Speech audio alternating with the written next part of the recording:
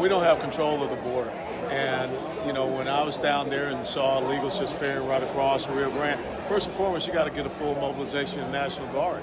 The fact that we have National Guard on the border that basically just hand-walking illegals to, a Border Patrol bus and turning them over, that's not how you guard the sovereignty of the state of Texas.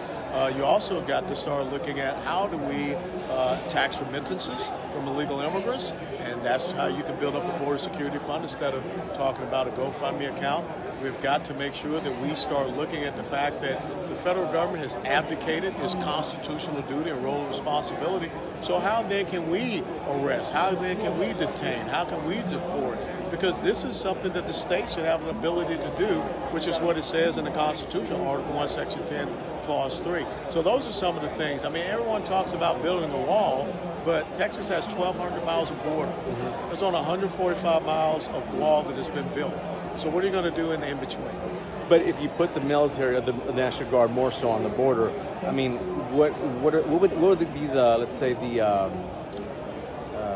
terms of engagement as you would... The rules of engagement. Rules of engagement. The most important thing is that you've got to interdict these infiltration routes. See, when we were there watching the women and children, whatever, being ferried across, you can look upriver, you can see the other lights.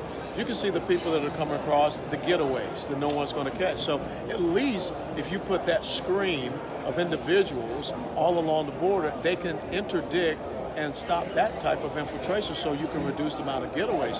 But you got to have a deterrent. And so right now we don't have any type of deterrent. And again, I think it's so important from a legislative perspective, a constitutional perspective, we've got to start looking and saying, what can Texas do when you have an abdication from the federal government of doing their duty to protect our sovereignty?